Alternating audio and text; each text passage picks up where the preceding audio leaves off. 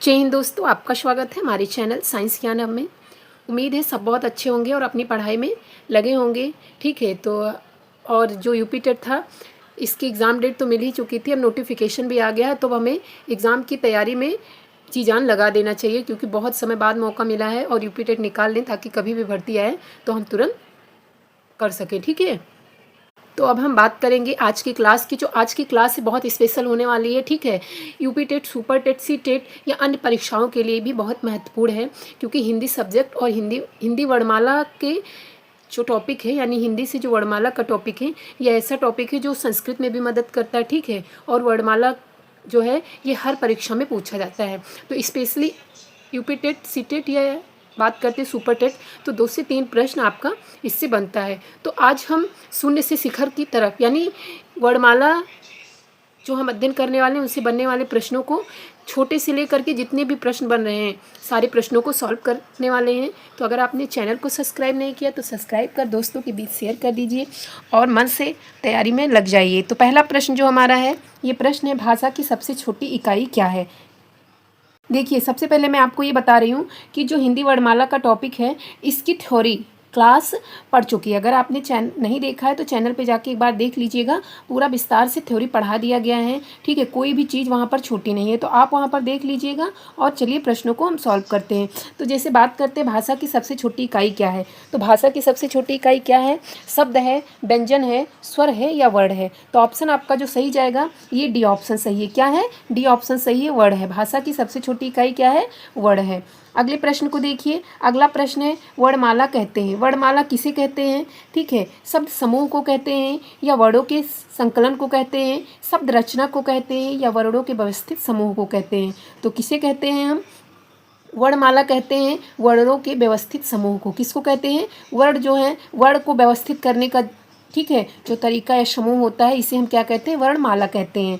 ठीक है, अगले प्रश्न को देखिए। अगला प्रश्न जो है, देखिए यहाँ पे मैं समय इसलिए नहीं वेस्ट कर रही हूँ क्योंकि इन सब पे अच्छे से थ्योरी क्लास में पढ़ा चुकी हूँ। उसमें 8 से 10 प्रश्न भी सॉल्व किए थे, लेकिन जो वर्णमाला का पूरा टॉपिक पढ़ाए थे तो हम सारे बुकों से जो भी प्रश्न पूछे गए हैं, यूपी टेट से जो भी आज तक पूछे गए हैं, सुपर टेट में, ठीक है, तो उन सबके प्रश्नों को पहले इकट्ठा किए हैं। राजस्थान का टेट हुआ, ठीक है, या इससे जो बीएड एंट्रेंस एग्जाम जिससे भी पूछे गए हैं, क्योंकि प्रश्न कहीं से भी एग्जामिनर रख सकता है, तो पहले पूरे प्रश्नों को तैयार किए हैं। तो काफ़ी दिन बाद फिर मैं इसको सॉल्व करवा रही हूँ।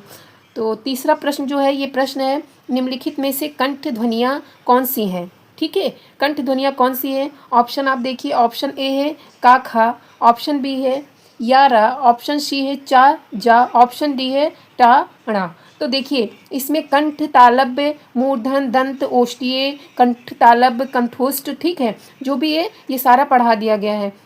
तो जब बात कंठ की कहते हैं तो जो का वर्ग होता है, ठीक है, का वर्ग का यानी का खा गा घा, ठीक है, ये छोटा बड़ा आ, हा और आ, ये सब किस में आते हैं, कंठ में आते हैं। किस में आते हैं, कंठ में। तो आपका ऑप्शन जो सही जाएगा का खा, ये किस में है, कंठ में। कंठ को हमने बता दिया का वर्ग का, ठीक है, क्योंकि जो पछवा वर्ग होता है सब में जो का वर्ग में पछवा अक्षर है ये नासिक में जाता है। ठीक है, तो ये का के का खा गा घा, ठीक है, छोटा बड़ा जो आता है स्वर का, उसके बाद हा और आहा, अयोगवा में आहा, ये किस में आते हैं, कंठ में आते हैं। अगले प्रश्न को देख लीजिए। अगला प्रश्न जो है, ये प्रश्न है, स्थान के आधार पर बताइए कि मूर्धन्य व्यंजन कौन से हैं। आपको क्या बताना है, स्थान के आधार पर बताना है कि मूर्धन्य व्यंजन। ये देखिए ये सब प्रश्न पूछे गए हैं। ठीक है, तो ये सब देख लीजिए कितना महत्वपूर्ण टॉपिक है, तो आप एक बार जाकर उस वीडियो को जरूर देखिएगा। तो जब मूर्धन्य की बात करते हैं तो का वर्ग जब होता है वो क्या होता है, कंठ होता है। उसके बाद जो बात आती है चा वर्ग की तो वो तालव्य होता है, और जब टा वर्ग आता है तो ये मूर्धन्य होता है। क्या होता है, मूर्धन्य होता है टा वर्ग में। तो आप टा वर्ग में कौन सा आ रहा है, ऑप्शन सी आ रहा है। क्या है, ऑप्शन सी।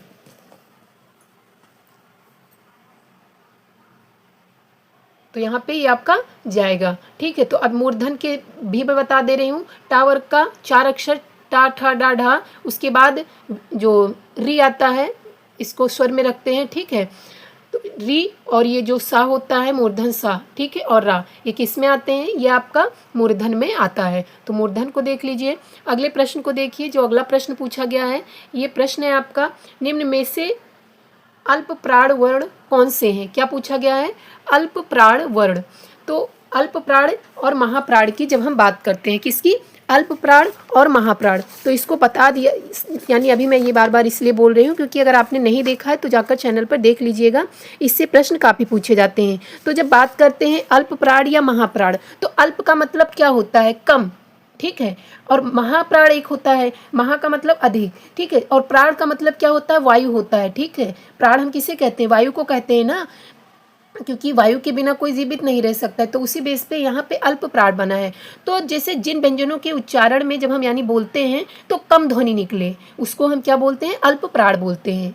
या जिन व्यंजन के उच्चारण में कम ध्वनि निकले उसे हम अल्प प्राण बोलते हैं। तो अल्प प्राण जो होता है ये प्रत्येक वर्ग का पहला, तीसरा और पांचवा, आप 135 याद रखते हैं, अल्प प्राण के लिए 135 याद रख सकते हैं। तो आप यहाँ पर देखिए 1 3 5 अल्प प्राण में कहाँ है, चा छाइया, चा और झाइया आपका दूसरा है, ठीक है, का और गा ये क्या है, पहला और तीसरा, तो ये आपका ऑप्शन यहाँ पर सही जाएगा बी, का और गा ये क्या है, अल्प प्राण है। इसी पर आपको महाप्राण बता दे रही हूँ, महाप्राण यहाँ पर हो जाएगा दूसरा और चौथा। 24 आप महाप्राण के लिए याद रखिए, अल्प प्राण के लिए 135 याद रखिए। अगले प्रश्न को देखिए, अगले प्रश्न की बात करते हैं। तो अगला प्रश्न जो है, ये प्रश्न है, निम्न में से नासिक व्यंजन, नासिक समझ में आ रहा है ना, नाक से, नासिक व्यंजन कौन सा है। तो नासिक का कौन सा होगा, जिन्हें बोलने में नाक से सहायता लेते, तो पा, मा, ना, जा, ये नहीं। तो इसमें ऑप्शन आपका कौन सा सही जाएगा, नासिक के लिए ना, कौन सा है, ऑप्शन सी सही है, नासिक के लिए, एक मिनट, ना, हाँ, इसमें आपका ना सही है, ठीक है। या जैसे आपका इया हो गया, ठीक है, यानी जो भी वर्ग का पचवा है ये किस में आ जाएगा, नासिक व्यंजन में आएगा। देखिए यहाँ पे जो ऑप्शन बनाया गया है ये दो आ रहे हैं, ठीक है, इसलिए मैं 1 मिनट बोली थी, क्योंकि यहाँ पे माँ और ना, माँ बोल रहे हैं तब भी ना का आ रहा है, ठीक है। तो यहाँ पे या तो ऑप्शन में आप ये ध्यान दीजिए, यहाँ पे या तो ऑप्शन में बी और सी होना चाहिए, ठीक है, ठीक है, ये दोनों आपका जाएगा, या तो ऑप्शन में यहाँ पे गलत मिस्टेक हुआ है, यहाँ पे यहाँ आना चाहिए, यानी पांचवा जो होता है वो क्या होता है, नासिक को होता है। चलिए अगले प्रश्न को देख लीजिए। अगला प्रश्न है, री ए वर्ड क्या कहलाते हैं, री और ए वर्ड क्या कहलाते हैं, आपको बताना है। तो यहाँ पे देखिए आपका मैं बता दे रही हूँ, री और ए वर्ड की बात की गई है, यहाँ पे टाइपिंग मिस्टेक हुआ है, यहाँ पे ए और आई रहना चाहिए, ठीक है, क्योंकि प्रश्न हम देखे हैं। तो ये प्रश्न आपका जो है ये पूछा गया था रेलवे में 1997 में ये प्रश्न आया था, ठीक है, क्योंकि ये प्रश्न जो भी इससे इंपॉर्टेंट लगे उसको लिए हैं। तो यहाँ पे ए और आई वर्ड रहना चाहिए, लेकिन री दिख गया है तो मैं सब बता दे रही हूँ। तो री और ए, जब हम री की बात करते हैं तो अभी बताएं, री जो आता है ये मूर्धन्य में आता है, तो अगर री की बात की जाए तो मूर्धन्य में आएगा। लेकिन जो प्रश्न ए और आय पूछा गया था तो ए और आय ये कंठ तालव्य में आता है। ए आय की बात जब करते हैं तो जैसे ए किससे मिलकर बना है, क्या है, ए किससे मिलकर बना है, तो जब छोटा आ और ई मिलता है तब क्या बनता है, ए बनता है ना, ए बनता है। तो जब ई आ, छोटा आ किस में है, आ किस में है, कंठ में है ना, का वर्ग में कंठ में आएगा, और ई किस में है, तालव्य में है, तो कंठ और तालव्य मिलकर क्या बनाएंगे, कंठ तालव्य। और यही जैसे, ठीक है, और आय की बात करते हैं तो ए और क्या मिलकर के बनाता है, आ, ठीक है, मिलकर के क्या बनाएगा, आई बनाएगा। तो यहाँ पे जो हमारा ऑप्शन सही जाएगा, जिस प्रकार पूछा गया था ए और आई की बात की जाए तो कंठ तालव्य होगा, क्या होगा, ऑप्शन डी सही है, ठीक है। यहाँ पे री है नहीं, री टाइपिंग मिस्टेक हो गया है, तो इसलिए मैं यहाँ पे बता दी हूँ कि ये भी मूर्धन्य में आएगा, लेकिन ए और आई की बात करें तो कंठ तालव्य में जाएगा। अगले प्रश्न को देखिए, अगला प्रश्न है, हिंदी व्याकरण में आयोग वाह वर्ड कौन से हैं, क्या पूछा गया है प्रश्न है आयोग वाह वर्ड कौन से हैं। तो आयोग वाह वर्ड कौन सा है, आ या ई या उ यानी छोटा बड़ा या छोटी बड़ी या छोटा उ बड़ा उ, जो भी आप बोलते हैं समझते हैं, ठीक है, अपने क्षेत्र में। तो उस हिसाब से तो आयोग वाह की बात करते हैं तो अंग और आहा किस में आएगा, ये आपका आयोग वाह होता है, क्या होता है, आयोग वाह। ध्यान रखिएगा जो भी प्रश्न है, हर प्रश्न बहुत ही इंपॉर्टेंट है, ठीक है, क्योंकि अगर आप परीक्षा दे चुके हैं 2 से 3 तो आपको खुद ही अंदाजा लग रहा होगा कि ऐसे प्रश्न पूछे जाते हैं। अगले प्रश्न की बात करते हैं। तो अगला प्रश्न है, निम्न में से बताइए कि किस शब्द में द्वित्व व्यंजन है, क्या पूछा गया है, द्वित्व व्यंजन। तो पुनः में कहीं भी द्वित्व व्यंजन नहीं है। इलाहाबाद की बात करते हैं तो इसमें भी द्वित्व व्यंजन साथ में नहीं है। दिल्ली की बात करते हैं तो एकला ये और ये, ठीक है, यानी यहाँ पे हलंत लगा दिया यानी आधा हो गया, तो यहाँ पे द्वित्व व्यंजन साथ में है, तो ऑप्शन आपका सी सही जाएगा। द्वित्व व्यंजन कौन सा है, दिल्ली, ऑप्शन आपका सी सही है। अगले प्रश्न को देखिए, अगला प्रश्न है, सा, शा, शा, हा निम्न में से कौन से व्यंजन कहलाते हैं? तो इसमें आपको बताना है। तो यहाँ पे एक और जानते हुए चलिए कि इस सा को हम बोलते हैं तालव्य सा, ठीक है। कौन सा बोलते हैं? तालव्य सा, क्योंकि तालव्य में आप चा छा जा झा पढ़ेंगे, उसके बाद स्वर में आपका दो आता है, छोटी बड़ी, और शा में इस सा को हम बोलते हैं तालव्य सा। ये वाला सा जो होता है इसको हम मूर्धन सा बोलते हैं। कौन सा बोलते हैं? मूर्धन सा बोलते हैं। और जो ये वाला सा होता है इसको हम दंत सा बोलते हैं। और ये हा, तो ये किस व्यंजन में आते हैं? ये आपके आते हैं ऊष्म व्यंजन में। कौन से आते हैं? ऊष्म व्यंजन में। तो ऑप्शन आपका कौन सा सही जाएगा? स्पर्श। इसमें ऑप्शन नहीं दिया है क्या ऊष्म व्यंजन? ठीक है, ऊष्म व्यंजन नहीं दिया गया है, लेकिन आपका जो संघर्षी भी जाएगा। क्या है? संघर्षी। ठीक है, यहाँ पे जो स्पर्शी है, ठीक है, इसमें आपका ऑप्शन सी सही जाएगा। ये कौन से व्यंजन कहलाते हैं? स्पर्शी व्यंजन भी कहलाते, संघर्षी, सॉरी संघर्षी, क्योंकि जो ये वर्ग वाले होते हैं का वर्ग खा वर्ग, ये वाले ये स्पर्श व्यंजन कहलाते हैं। इसके बाद जो सा खा सा हा इसको हम बोलते हैं, ये ऊष्म व्यंजन कहलाते हैं और संघर्षी भी कहलाते हैं। ठीक है, अगले प्रश्न को देखिए। अगला प्रश्न आपका है, निम्नलिखित में से बताइए कि नवविकसित या नवीन विकसित ध्वनियाँ कौन सी हैं? पूछा जा सकता है नवीन विकसित या नव विकसित ध्वनियाँ कौन सी है। तो ऑप्शन जो आपका सही जाएगा का और गा, ऑप्शन ए सही है। का और गा, नव विकसित या नवीन विकसित ध्वनियाँ कौन सी हैं? का और गा हैं।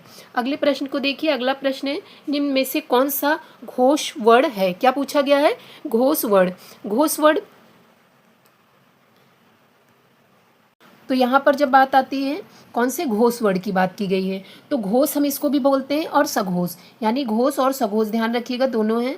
ठीक है, एक तो एक आप मैं अल्प प्राण और महाप्राण बता चुकी हूँ, दूसरा आता है घोष सघोष या अघोष बोलते हैं। ठीक है, तो यानी घोष को ही हम सघोष भी बोलते हैं और दूसरा होता है अघोष।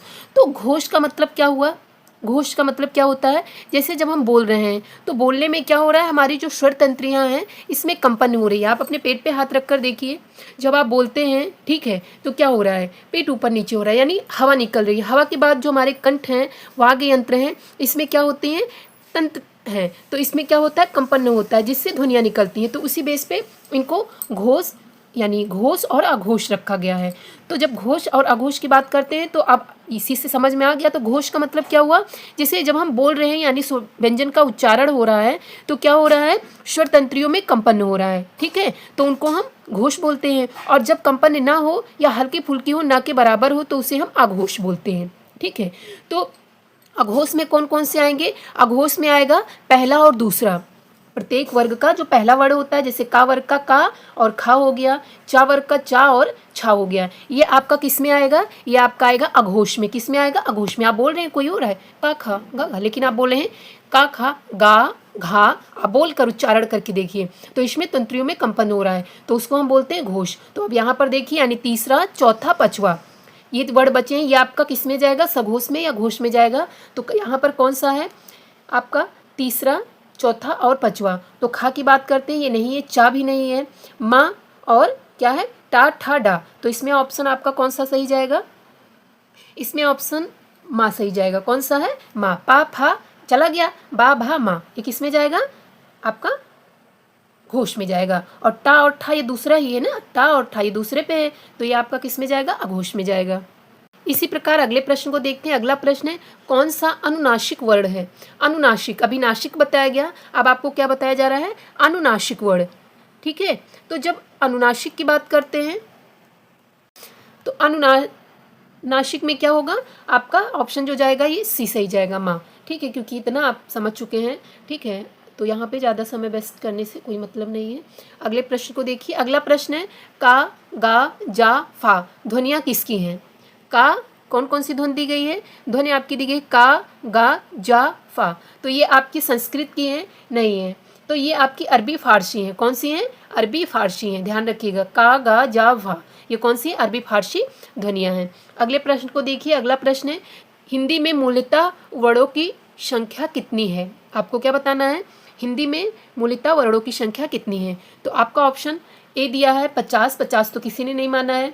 दूसरा है 51, 51 भी किसी ने नहीं माना है। 52 और 53, तो यहाँ पर ऑप्शन आपका सी सही जाएगा, 52, क्योंकि मूलतः यहाँ पर पूछा गया है। क्या पूछा गया है? मूलतः। मूलतः 52 माना जा रहा है। एक और ध्वनि जिसे लगभग मराठियों में कहा जा रहा है, उसकी उत्पत्ति हुई, तो इसको जब लेते हैं तब आपकी 53 होती है। तो मूलतः दिया गया है, तो ऑप्शन आपका सी सही जाएगा। कितनी है? 52 है। अगले प्रश्न को देखिए। अगला प्रश्न जो आपसे पूछा गया है ये है छ, ठीक है। छा ध्वनि किसके अंतर्गत आती है? तो ये किसके अंतर्गत आती है?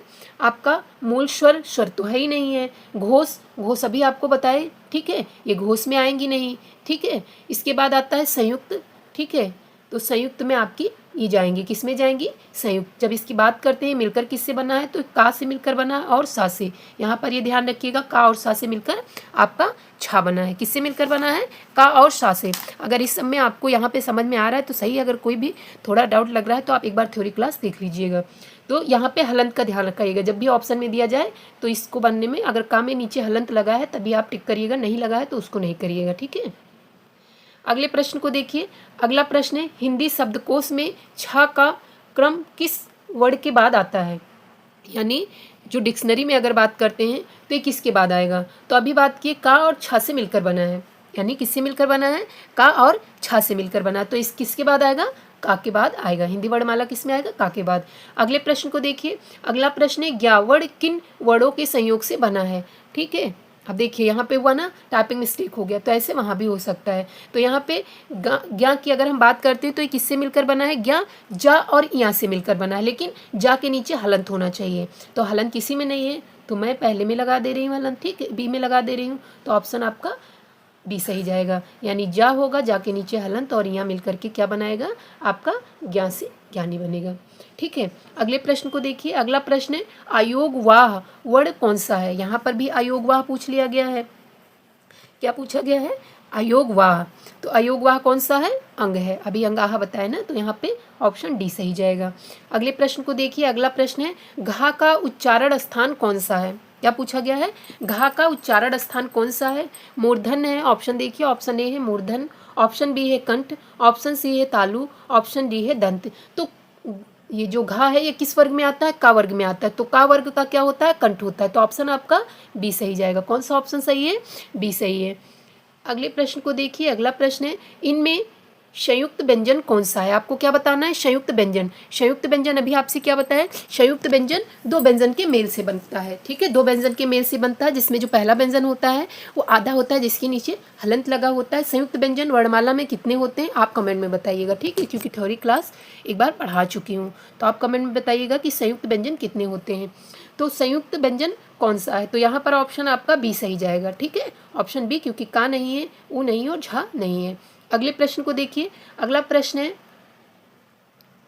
निम्नलिखित में से कौन सा वर्ण उच्चारण की दृष्टि से दंत नहीं है? क्या पूछा गया है? यानी जब हम उच्चारण कर रहे हैं, उच्चारण पे ही कंठ तालब रखा गया ना, तो इसमें बताना है दंत नहीं है, ठीक है, कौन सा बताना है?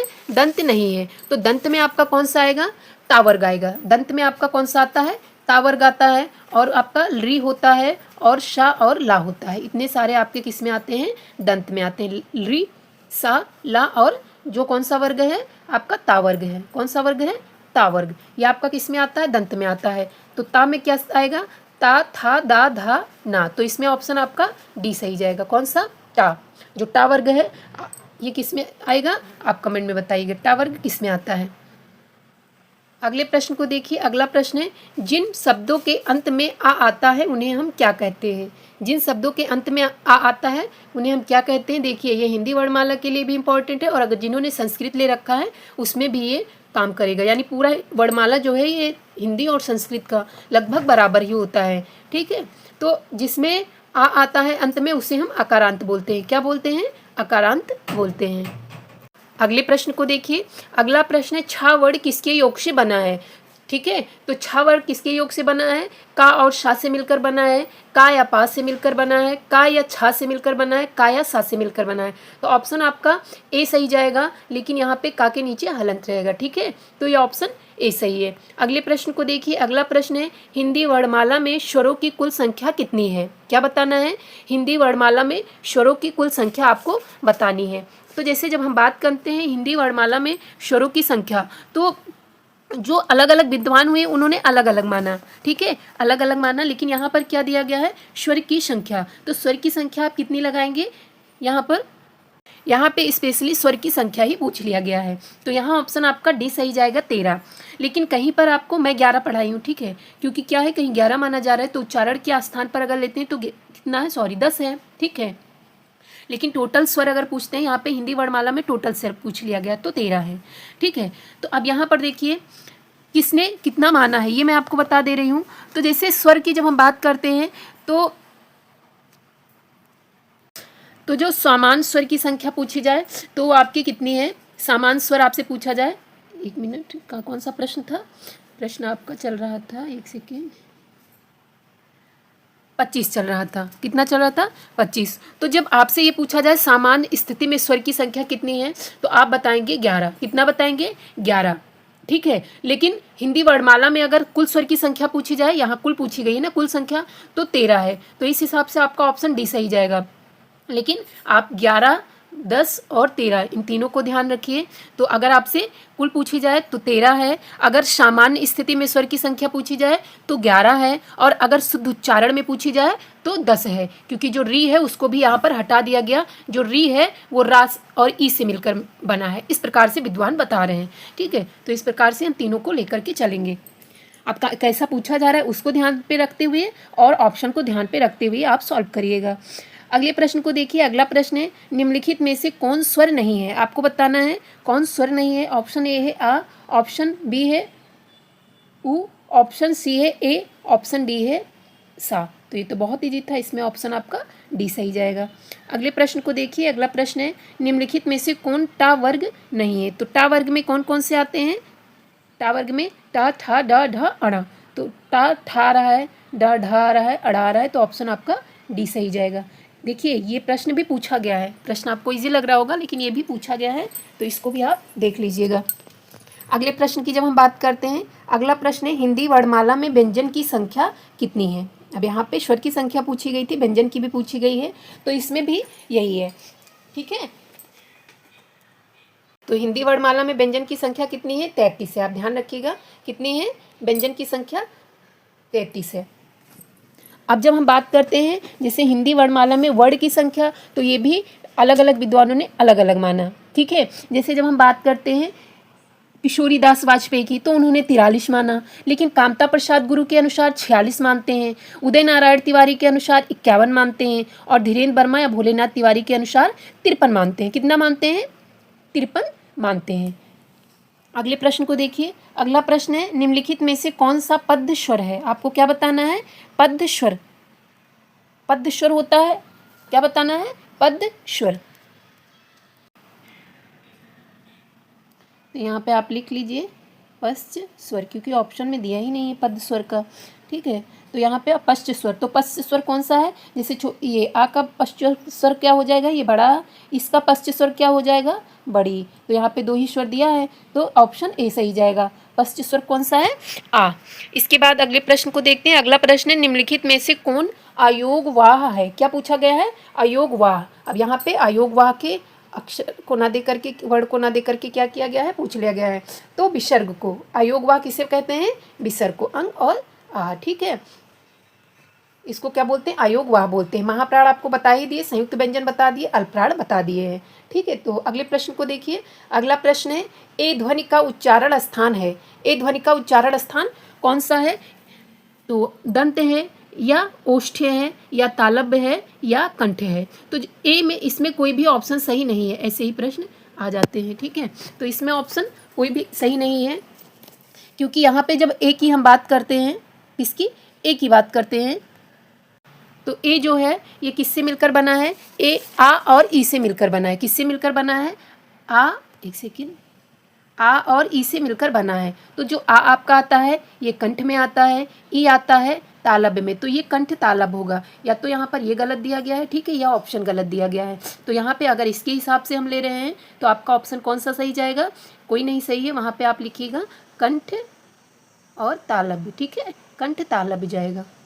अगले प्रश्न को देखिए। अगला प्रश्न है, निम्नलिखित में से कौन एक संयुक्त व्यंजन नहीं है। आपको बताना है संयुक्त व्यंजन नहीं है। छा है, त्रा है, ज्ञा है, चा आपका नहीं है। ठीक है, तो ये आपको बता चुकी हूँ। का और सा से, त्रा किससे मिलकर बना है, ता और रा से मिलकर बना है। ज्ञा आपका किससे मिलकर बना है, आपका जा और इया से मिलकर बना है। इन तीनों में आगे की अक्षर में हलन ध्यान रखिएगा। अगले प्रश्न को देखिए। तालव्य व्यंजन है, आपको क्या बताना है, तालव्य व्यंजन कौन सा है। तो का वर्ग आपका कंठ होता है, चा वर्ग आपका क्या है, तालव्य। तो चा वर्ग में आपका कौन सा है? चा, छा, जा, झा, यहाँ आपका नहीं रहेगा। ठीक है, ऑप्शन आपका ए सही है। कौन सा ऑप्शन? ऑप्शन आपका ए सही है, तालव्य व्यंजन। अगले प्रश्न को देखिए। अगला प्रश्न है या, रा, ला, वा किस वर्ग के व्यंजन है? या, रा, ला, वा किस वर्ग के व्यंजन है? तालव्य, ऊष्म, अंतस्थ या ओष्ठीय व्यंजन है? तो आपका या, रा, ला, वा किस में आता है? अंतस्थ व्यंजन आता है। ठीक है, व्यंजन जो है, व्यंजन में स्पर्श व्यंजन होता है, अंतस्थ व्यंजन है, ऊष्म व्यंजन है, ठीक है, इसके बाद संयुक्त व्यंजन है। तो इन सारे व्यंजनों को बता चुके हैं। अगर आपने नहीं देखा तो चैनल पे एक बार जाके जरूर देख लीजिएगा। अगले प्रश्न को देखिए। अगला प्रश्न है अनुस्वारिक का संबंध किससे है? अनुस्वारिक यानी अनुनासिक, तो इसमें किसका है? नाक और मुंह से। अनुनासिक किसका है? ऑप्शन आपका सी सही जाएगा। अगले प्रश्न को देखिए, एक सेकेंड, तो ऑप्शन इसमें आपका सी सही है। अगले प्रश्न देखिए, अनुनासिक व्यंजन कौन से होते हैं? क्या पूछा गया है? अनुनासिक व्यंजन कौन से होते हैं? वर्ग के प्रथम अक्षर होते हैं या वर्ग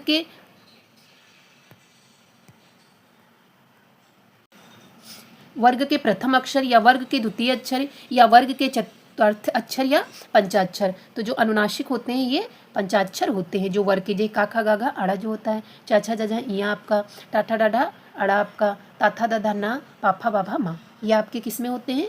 ये आपके अनुनासिक होते हैं। अगले प्रश्न को देखिए। अगला प्रश्न है हिंदी वर्णमाला में स्वरों की संख्या कितनी है? हिंदी वर्णमाला में स्वर की संख्या, अभी इससे प्रश्न पूछा गया था, 8 है, 9 है, 11 है या 14 है? तो देखिए यहाँ पर आपसे 11 पूछ लिया गया ऑप्शन में, वहाँ पर 13 आपको लगाया गया था। तो इस प्रकार से आप ऑप्शन को पूछने की उससे लगाइएगा, क्योंकि कितने माने जा रहे हैं? कहीं 10 माने जा रहे हैं, कहीं 11 और कहीं 13। तो अगले प्रश्न को देखिए। अगला प्रश्न है कंठ ध्वनियों का उदाहरण है। क्या पूछा गया है? कंठ ध्वनि का उदाहरण। तो कंठ में आपका क्या है? का वर्ग है। ठीक है, तो चलिए ठीक है, यहाँ पे का आपका ऑप्शन सी सही जाएगा। कौन सा ऑप्शन सही है? कंठ ही दिया गया है, ऑप्शन सी सही है। ओ आपको नहीं बताया गया है, ठीक है, ओ, क्योंकि ये सब तो हम बता दिए, ये आपका का वर्ग में चला जाएगा। ठीक है, ता आपका किस में चला जाएगा? ता आपका दंत में चला जाएगा। ए आपको अभी बता दिए किस में जाएगा? आपका ए जाएगा कंठ तालब में, लेकिन ओ नहीं बताए। तो जब ओ की बात करते हैं तो ओ किस व्यंजन से मिलकर बना है? आ से मिलकर बना है और ओ, जब आ और ओ मिलते हैं तब क्या बनता है? ओ बनता है। ठीक है, इसको इस ध्यान रखते हुए चलिएगा, क्योंकि जब संध पढ़ेंगे तो यहाँ पर ये काम आता है। तो आ आपका किस में आता है? कंठ में आता है। और ऊ यानी छोटा ऊ और जो बड़ा ऊ, ये किस में आता है? ओष्ठ में आता है। तो ये कंठोष्ठ, जब आपसे ओ और आओ पूछा जाए तो आप ध्यान रखिएगा कंठोष्ठ है। ठीक है, किससे? कंठोष्ठ जाएगा। अगला प्रश्न देखिए। अगला है भाषा निर्माण की इकाइयों का सही अनुक्रम कौन सा है? अनुक्रम आपको बताना है शब्द, ध्वनि, वाक्य, पद। अगला है शब्द, वाक्य, ध्वनि, पद। तीसरा आपका है पद, वाक्य, ध्वनि, शब्द। चौथा आपका है ध्वनि, शब्द, पद, वाक्य। तो ऑप्शन आपका डी सही जाएगा। ठीक है, क्योंकि सबसे छोटी इकाई ध्वनि है। ध्वनि से क्या बनता है? शब्द बनते हैं, जैसे राम बन रहा है। ठीक है, रा एक ध्वनि है, उसके बाद राम और माँ जब मिला रहे हैं तो शब्द बन रहा है, इससे पद बन रहा है। जब कई सारे पद मिल करके तो वाक्य बनाते हैं। अगले प्रश्न को देखिए। अगला प्रश्न है निम्नलिखित में से उच्चारण के स्थान पर का के वर्णों का सही अनुक्रम कौन सा है? तो आपको बताना है का वर्ग के वर्णों का। एक मिनट, तो यहाँ पे देखिए प्रश्न जो है ये इस प्रकार होना चाहिए कि कंठ यानी कंठ से शुरू हो रहा है, तो यहाँ पे आपका होना चाहिए कंठ से लेकर। ठीक है, कंठ से लेकर के, क्योंकि यहाँ पे जो ऑप्शन दिया है ये अनुक्रम दिया है। ठीक है, तो कंठ से लेकर के जो उच्चारित व्यंजन का अनुक्रम है वो पूछा गया है यहाँ पे। ठीक है, तो यहाँ पे का की जगह पे कंठ है, तो कंठ यानी कावर कंठ हो गया, फिर तालव्य हो गया, फिर मूर्धन, तो मूर्धन तीसरे में नहीं दिया है। उसके बाद वत्स दिया है। तो वत्स का मतलब क्या होता है? जैसे जब हम कोई वर्ड बोल रहे हैं, ठीक है, तो जो हमारी जीभ है, जीभ का जो अगला सिरा है वो ऊपरी तालु से लग रहा है। जैसे रा बोल रहे हैं, जा बोल रहे हैं, ला बोल रहे हैं, आप बोलकर देखिए तो ये तारू से लग रहा है, तो इसको वर्ड्स बोलते हैं। तो आपका वर्ड्स जाएगा। इसके बाद दंत जाएगा, ता था वाला, क्योंकि ये जो ओष्ठी है ये पा में जाएगा, तो ये नहीं होगा। ठीक है, कंठ यहाँ पे जाएगा ही नहीं पहला, तो ऑप्शन आपका ए सही है, दंत और उसके बाद ओष्ठी है। तो ऑप्शन आपका कौन सा अनुक्रम सही है? कंठ, तालब, मूर्धन, दंत, ओष्ठी। तो मूर्धन यहाँ पे नहीं, वर्ड्स दिया है। वर्ड्स भी बता चुकी हूँ कि जैसे रा बोल रहे हैं, ला बोल रहे हैं, ये सब किस में जाएगा? वर्ड्स में। जा आपका जा। ठीक है, आप बोल कर देख लीजिए, जीभ का जो अगला शिरा है ये ऊपरी जबड़े से लग, ऊपरी जो दांत के मसूड़े हैं उससे छूता है तो उसको हम वर्ड्स बोलते हैं। ऑप्शन आपका ए सही है। अगले प्रश्न को देखिए। अगला प्रश्न है प्रयत्न के आधार पर ला किस प्रकार की ध्वनि है। यानी जब हम बोल रहे हैं, जिसे प्रयत्न कर रहे हैं, तो ला किस प्रकार की ध्वनि है। ला, आप बोलिए ला, तो यह क्या जीभ मूल्य है? नहीं, प्रकंपित हो रहा है बोलने में, ये आपका पार्श्विक है। ऑप्शन ए सही जाएगा। ला क्या है? ला पार्श्विक है। ये वर्णमाला ऐसा है कि आप बहुत सारी चीज़ें आप बोलकर उच्चारण से समझेंगे। अगले प्रश्न को देखिए। अगला प्रश्न है इनमें से कौन सा युग्म अघोष ध्वनि है। क्या बताना है? अघोष ध्वनि। तो घोष, सघोष, अघोष बता चुकी हूँ, तो इसमें आप बताइए अघोष कौन सा है? पा और फा। कौन सा है? पा और फा, अघोष। अगले प्रश्न को देखिए। अगला है इन शब्दों में से कौन सा शब्द हिंदी शब्दकोश में सबसे अंत में आएगा। सबसे अंत में क्लिप, क्रम, कृपया, कृष्ण। अब अगर जैसे शब्दकोश यानी डिक्शनरी में रख रहे हैं तो सबसे अंत में कौन सा आएगा? तो क्लिप आएगा। कौन सा आएगा? क्लिप। आपका का के बाद ला है ना, जो ला का है ये बहुत पीछे आ रहा है, ऐसे ही आप ध्यान रखिए। तो यहाँ पे आपका ऑप्शन ए सही जाएगा। अगले प्रश्न को देखिए। इसका एक अलग टॉपिक है यूपी टेट सुपर टेट के लिए, तो उसको मैं अलग से डिक्शनरी यानी को पढ़ाऊँगी, ठीक है। तो वहाँ पे आपको अच्छे से बताऊँगी। निम्नलिखित में से विवर्त स्वर कौन सा है? विवर्त यानी बोलते समय हमारे ओठ जो घूम रहे हैं उसको हम पूछ रहे हैं यहाँ पे। तो विवर्त स्वर कौन सा है? ई, ए, उ, ओ। आप बोल कर देखिए कि आपका ओठ घूम करके जीभ आपकी घूम रही है, तो कौन सा है इसमें? आपका ओ है। आप ओ बोलिए, ओ। तो ये विवर्त कर रहे हैं ना, विवर्त कर रहे हैं। वृत्त का मतलब क्या होता है? गोला, ठीक है। यानी बोलने पे ओठ और जीभ हमारी क्या हो रही है? गोल हो रही है। तो इसमें आपका ऑप्शन डी सही जाएगा। अगले प्रश्न को देखिए। अगला प्रश्न है निम्नलिखित में से तालव्य वर्ण है। कंठ के बाद क्या था? तालव्य। का के बाद चा वर्ग, तो कौन सा है? चा है। टा आपका मूर्धन में जाएगा। जा, या। 1 3 4 किसमें आपका है? 1 3 4। ऑप्शन आपका जो सही जाएगा ऑप्शन सी सही है। 1 3 4 किसमें है? सी में है, ठीक है। अगले प्रश्न को देखिए। अगला प्रश्न है निम्नलिखित में से कौन सा वर्ण तालव्य नहीं है। क्या पूछा गया है? तालव्य नहीं है। तो तालव्य आपका छा है, चा में आएगा ना, का आपका नहीं है। ऑप्शन आपका बी सही है। अगले प्रश्न को देखिए। हिंदी में अनुनासिक व्यंजन की संख्या कितनी है? अनुनासिक व्यंजन की संख्या आपकी कितनी है? अनुनासिक अभी आपको प्रश्न पूछा गया था ना, वहाँ पे बताए थे। अगर इसके पहले की वीडियो नहीं देखी तो अभी बताया गया है। तो अनुनासिक क्या होता है? पचमाक्षर होते हैं, ठीक है। तो 5 स्पर्श व्यंजन होते हैं, जैसे का वर्ग, चा वर्ग, टा वर्ग, ता वर्ग, पा वर्ग। तो यही कैसे होते हैं? स्पर्श व्यंजन होते हैं, 5 होते हैं। तो इन्हीं में नासिक होते हैं। तो कितने हैं? 5 हैं आपके, ठीक है। पाँचों के कितने हैं? 5। अगर आपसे ऑप्शन में बढ़ाकर भी दे दिया जाए, जैसे अंगा भी रख लिया जाता है, तो आप वहाँ पर कर दीजिएगा, लेकिन यहाँ पर आपका 5 है। अगले प्रश्न, लास्ट प्रश्न है आज की वीडियो में। स्पर्श संघर्षी व्यंजन ध्वनि कौन सी है? क्या पूछा गया है? स्पर्श संघर्षी व्यंजन कौन सी है? तो आपकी स्पर्श संघर्षी व्यंजन कौन सी जाएगी? ऑप्शन आपका यहाँ पे, तो आप कमेंट में बताइएगा कि स्पर्श संघर्षी व्यंजन इनमें से कौन सा है, क्योंकि ये क्वेश्चन आपको भी लगाना चाहिए। तो वीडियो कैसी लगी लाइक कर, चैनल को अगर आपने सब्सक्राइब नहीं किया है तो सब्सक्राइब कर लीजिए, ठीक है। और दोस्तों के बीच शेयर करिए। मिलते हैं अगली वीडियो में एक नए टॉपिक के साथ। जय भारत, जय हिंद।